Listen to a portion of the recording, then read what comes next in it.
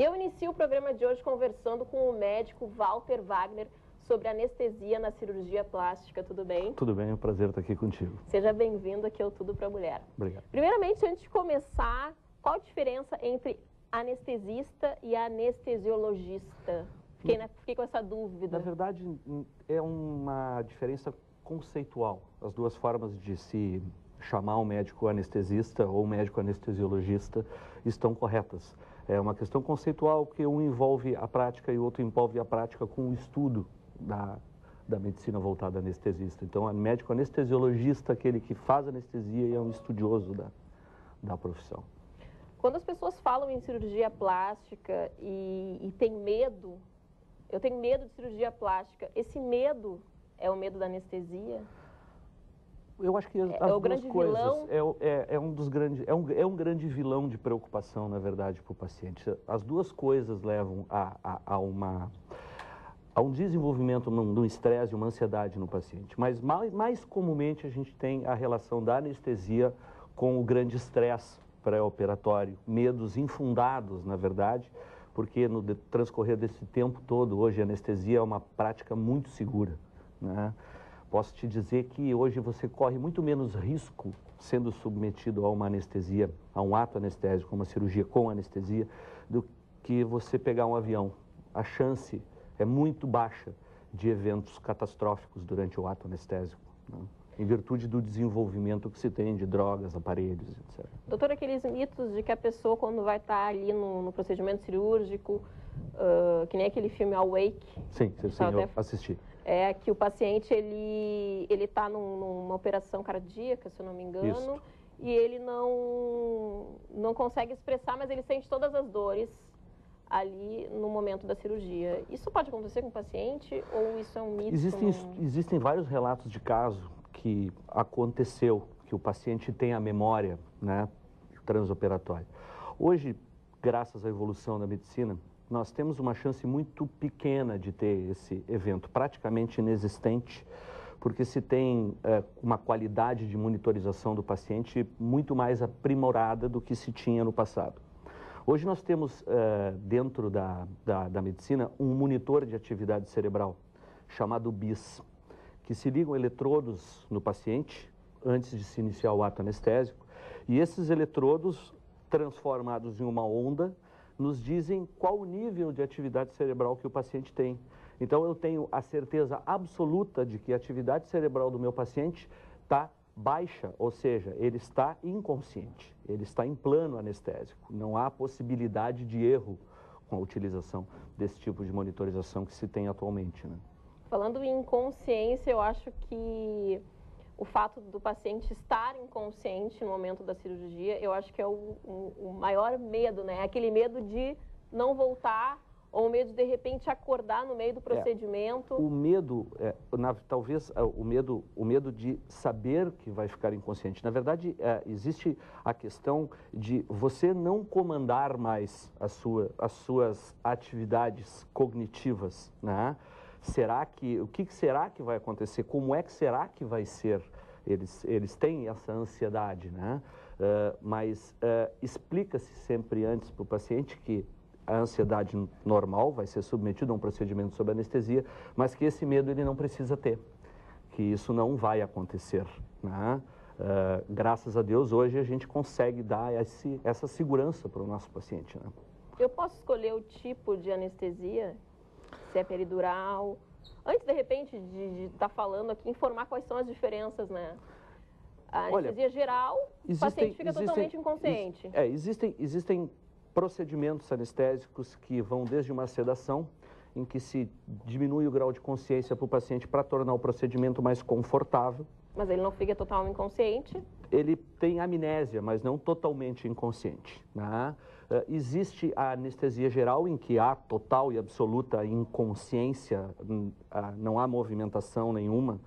Existem os bloqueios, que são aquelas anestesias realizadas como, né, para fazer cesariana, anestesias ou da cintura para baixo. Existem os bloqueios... Essa é peridural. Peridural, uma raquianestesia. Existem os bloqueios de membro superior, que se pode anestesiar somente um braço, né? Existem os bloqueios que utilizamos chamados bloqueios peribulbares, que são os bloqueios realizados para se fazer cirurgia de catarata, que se faz um bloqueio e se anestesia só o olho que vai ser operado, né? Então, essas diferenças são muito sutis, né? Pode parecer não, não, elas são sutis. Mas o fato do paciente poder escolher a anestesia pode, desde que não haja prejuízo. Um paciente que tem total condições de saúde, um paciente que nós chamamos ASA 1, é um paciente que não tem nenhuma patologia, é um paciente extremamente saudável. Se não houver prejuízo, ou seja, se a chance de riscos, de complicações não aumentar, eu posso muito bem, em contato com o paciente, definir se nós vamos fazer um bloqueio, ou se nós vamos fazer uma anestesia geral, ou se nós vamos fazer uma sedação. Evidente que isso também depende da cirurgia que se vai fazer. Né? Existem cirurgias que não existe outra técnica a não ser anestesia geral. Não há possibilidade de se fazer de outra forma. Né? Uma lipoaspiração, por exemplo. Uma lipoaspiração cirurgia plástica. Pode ser feita com uma sedação mais anestesia local, pode ser feita com um bloqueio peridural, pode ser feita com uma anestesia geral. O fato é de se avaliar risco-benefício. Qual a melhor técnica para se usar para aquele paciente? Cada caso é um caso, cada paciente tem as suas peculiaridades, cada paciente é um ser único e precisa ser tratado como tal, né? Em toda a especialidade médica se pensa assim. Né? Silicone, que eu acho que é o tipo de cirurgia plástica que tem sido mais feito ultimamente. Silicone pode ser feito com peridural, com local mais sedação ou com anestesia geral. Qualquer uma dessas técnicas funcionam muito bem, se bem aplicadas, evidentemente, né? E a escolha dessas três, não havendo nenhuma possibilidade de se aumentar a chance de complicações, né? O paciente, em comum acordo com o anestesista, pode escolher qualquer uma dessas três. Mas nós, na nossa posição de anestesiologistas, nós sempre pensamos no bem do paciente, ou seja, qual a melhor técnica para esse paciente. Um paciente extremamente ansioso, uma paciente extremamente ansiosa, ou uma paciente que tenha alguns problemas, esteja passando por algumas dificuldades e que o grau de ansiedade é muito alto, é um paciente que geralmente responde um pouco mal ao bloqueio, à anestesia peridural. Esse paciente tem benefício se ficar dormindo e acordar e está tudo pronto, né? Que hoje a recuperação é muito rápida. Hoje se faz uma prótese de silicone, no caso, que você colocou, e em questão de 40 minutos, 1 hora, o paciente vai para a sala de recuperação e em 2 horas ele está indo embora. Então, na verdade, são 3 horas, 4 horas, dependendo de paciente, mas vamos supor, em 4 horas o paciente entra à clínica, né, ou ao hospital, e em 4 horas ele sai conversando, falando, sem o menor problema. O paciente sai da sala de cirurgia acordado. Em 20, 30 minutos ele já pode começar a tomar líquido. Hoje as drogas são muito boas. As drogas nos permitem esse conforto ao paciente, né, que antigamente não era assim. Eram horas de recuperação, horas, mal-estar, náusea, vômito. Hoje é tudo muito mais prático, né? Hoje, com essas drogas de geração nova, que tem um tempo de ação muito curto, se permite que, ao parar de se fornecer a droga para o paciente, ele em questão de minutos desperta, que antigamente não era assim, né? Se levava muito tempo. Doutor, em relação aos riscos, a gente já escutou falar em vários casos aí de pessoas que às vezes não sobrevivem às cirurgias, não só em cirurgia plástica, mas em outros tipos, porque tem uma reação alérgica em relação à anestesia. Às drogas. Como eu vou saber que eu posso ter alergia a uma anestesia? O que é feito? Na verdade, para que eu saiba disso? Primeira coisa, a gente precisa deixar claro que essas reações alérgicas, elas não são reações quantitativas, elas são reações qualitativas. O próprio teste para a alergia pode desencadear uma reação catastrófica. Então, o que se faz? Pode ter um choque anafilático. Pode, num teste, fazer um teste para ver se você não é alérgica ao benzetacil. Não é a quantidade da droga, é a qualidade da droga, é a droga. Uma gota pode fazer o mesmo efeito em ti do que 100 ml. Então, o que se faz? Previamente à anestesia, sempre se conversa com o paciente, se faz uma entrevista, chamada entrevista pré-anestésica. com um questionário voltado para as questões pertinentes ao caso. Patologias que o paciente possui, histórias, já fez cirurgias antes, não fez, utiliza algum medicamento, tem história familiar de problemas na anestesia, né? Se investiga nesta avaliação prévia, nessa conversa pré-anestésica com o paciente, e de posse destas informações, se escolhe a melhor técnica e as melhores drogas para aquele caso. Eu tenho um paciente, por exemplo, se eu tenho um paciente que vai ser submetido a uma cirurgia e esse paciente, doutor, eu tenho asma, eu trato a asma, etc. e tal. Eu sei que existem determinados tipos de drogas que, se eu abrir mão desse arsenal para esse paciente, eu tenho uma chance muito grande de desencadear uma crise na própria indução, no próprio início do processo da anestesia. Então, eu já sei que estas drogas eu não posso utilizar para esse paciente e abro mão das outras drogas que eu possuo no arsenal. Então, cada caso é um caso, cada anestesia é uma anestesia. Não existe uma anestesia igual a outra. Pode ser até as mesmas drogas, mas os pacientes podem responder de forma diferente. Alguns mais, outros menos, né, a droga que foi infundida. Então, por isso que é pertinente, a gente precisa permanecer com o paciente sempre.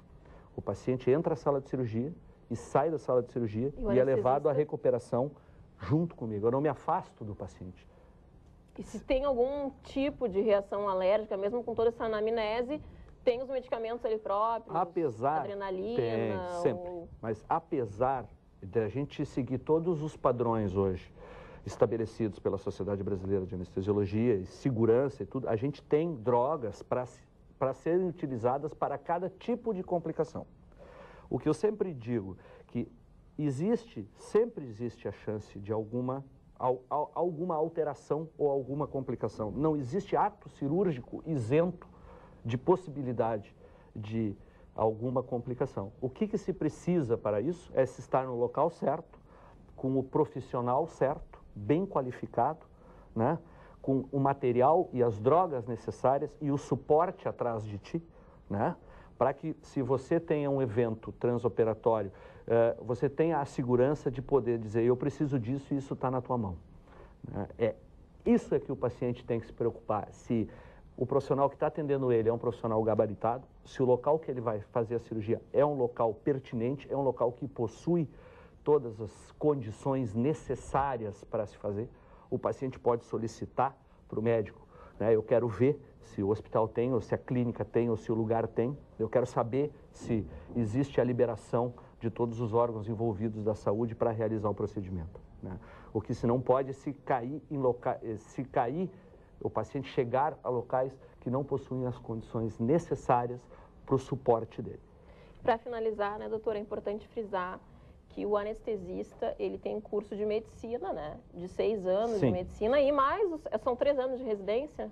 Eram 2. A Sociedade Brasileira de Anestesiologia passou para 3 anos agora. Ou seja, é são um 9 profissional anos. super capacitado aí para estar auxiliando. São 9 anos estudando medicina. E 3 fazendo só anestesia. Fazer anestesia é uma arte. Então as pessoas não têm que ter medo, né? Não precisam ter medo, eu garanto. Muito obrigada pela sua presença aqui no programa. Enorme.